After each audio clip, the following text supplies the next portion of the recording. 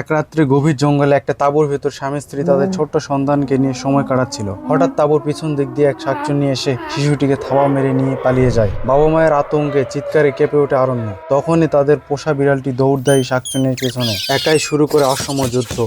শাকচুন্নি তাকে ধরে ফেলে। লড়াই শুরু হয়, কিন্তু বিড়াল ছোট্ট পেরে উঠছিল না। শাকচুন্নি শিশুটিকে নিয়ে চলে যায় নিজের ভয়াল গুহায়, তবু হাল ছাড়ে না। বিড়ালটি চুপি চুপি পিছু নেয়। এদিকে শাকচুন্নি শিশুটিকে নিজের বশে করার জন্য সে কালা জাদু করছিল, কিন্তু বিড়ালটি তখন তার বাড়ির চারপাশে আগুন ধরিয়ে দিয়েছিল যাতে সে বের হতে না পারে। শাকচুন্নির কুড়ে ঘরটি তখন দাউ দাউ করে আগুন জ্বলছিল এবং ভেঙে পড়ছিল একটু একটু করে। তখন বিড়ালটি একটি গাছের উপর ওঠে। শাকচুন্নি বিড়ালটির সঙ্গে লড়াই করার জন্য দৌড়ে আসছিল, কিন্তু বিড়ালটি তার গায়ে জোরে জোরে লাঠি দিয়ে আঘাত করে এবং তার গায়ে আগুন ধরিয়ে দেয়। তারপর শাকচুন্নি দৌড়ে পালিয়ে যায় জঙ্গলের গভীরে। তারপর সেখান থেকে বিড়ালটি তার বাচ্চাটিকে নিয়ে সেখান থেকে আগুনের ভিতর থেকে বের হয়ে রাস্তাতে দৌড়াচ্ছিল। দৌড়ে দৌড়ে তারপর তার বাড়িতে গিয়ে তার বাবা মার কাছে তুলে দেয়। বাবা মা তাদের সন্তানকে ফিরে পেয়ে অনেক খুশি হয়ে যায়, কিন্তু কেউ বিড়ালটির জন্য লাইক সাবস্ক্রাইব করলো না।